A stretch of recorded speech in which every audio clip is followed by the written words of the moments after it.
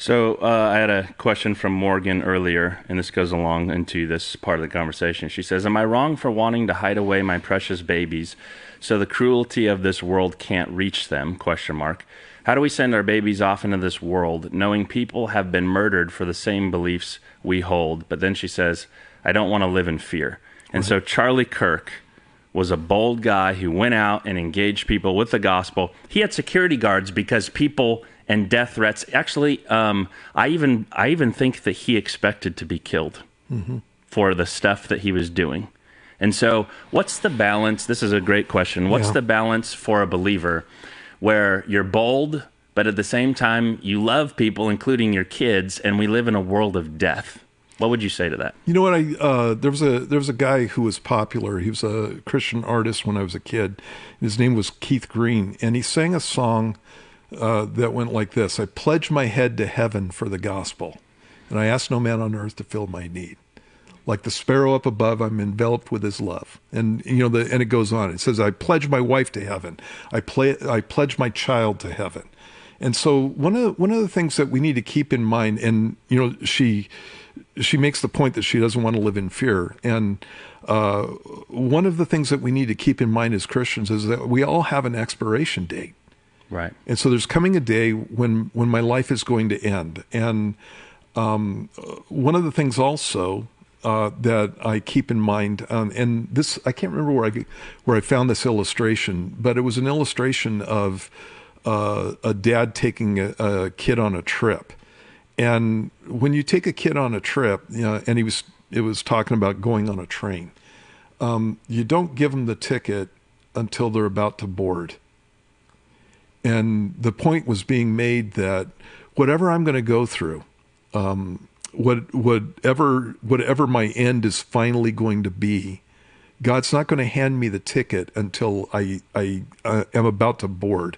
And by that, I mean, he's going to give me the ability to go through it at the time when I'm going to be going through it, and not necessarily before.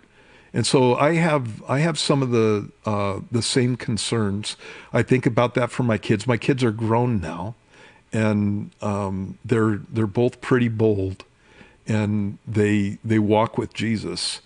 But I had the same concerns with them growing up. And what I did was I just talked to them about what the world was really like. Again, they grew up in a really nice household because we'd given our life to Jesus, and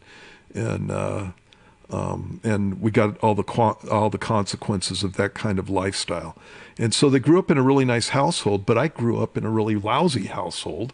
And so, as they were growing up, I was warning them about what was going to happen in the world, and what their attitudes needed to be, and where they needed to stand on issues and things like that. I was just preparing them for it. And at the very same time, I want them to be bold, but I want them to be kind to people at the very same time. Unlike what that lady just did with me. Seriously.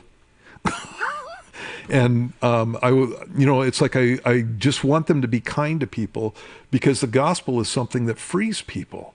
And at the same time, they need to understand that we live in a wicked world, and wicked things can happen. And so my son is one of those guys that's just really self-aware, and he's aware of his surroundings, and not because he grew up in a bad home or in bad neighborhoods, but because he's been trained growing up, and then he moved into cities where he saw what we'd been talking about.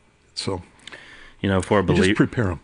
Yeah, for believers, we know where we're going when we're going to die. Yeah. So the word says that it's been appointed for man once to die, and then the judgment.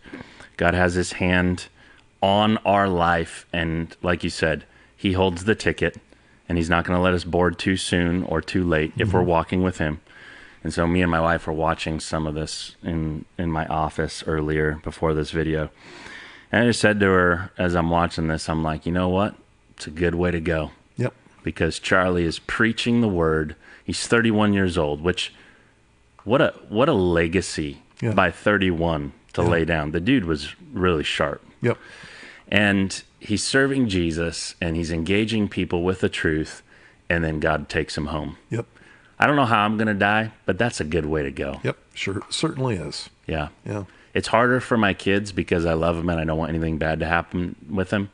But when you hold the net too tight, you remove the purpose that God created them for. And I want them to give him glory in the same manner. And so if I trust God, I'm not going to live in fear because I know that he has control of that situation. Right. And so I let him fly. Yeah, exactly. And so when my kids were younger, yeah, I protected them. I watched out for them, and I didn't want them to have bad influences early on. But as time goes on, those things are just going to come in, and you have to handle those things as they come about, and just train your kids on how to react to those things. Train up your child in the way he should go, and when he's old, he won't depart from it. And that's what we're doing. We're training kids to be citizens. We're training kids to be followers of Christ. We're training kids to be godly men and women. Amen to that. You know?